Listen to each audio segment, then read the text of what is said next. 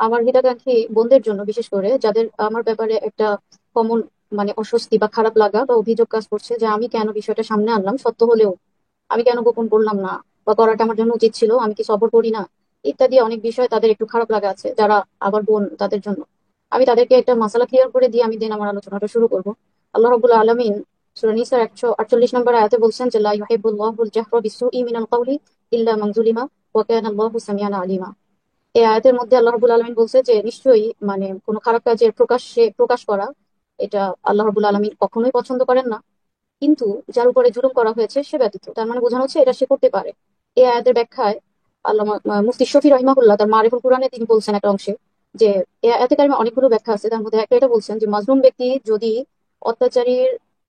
অত্যাচারের কাহিনীগুলো মানুষের কাছে প্রকাশ করে, তবে তার শেকায়াত এবং হারাম বা হারাম গীবতের অন্তর্ভুক্ত হবে না।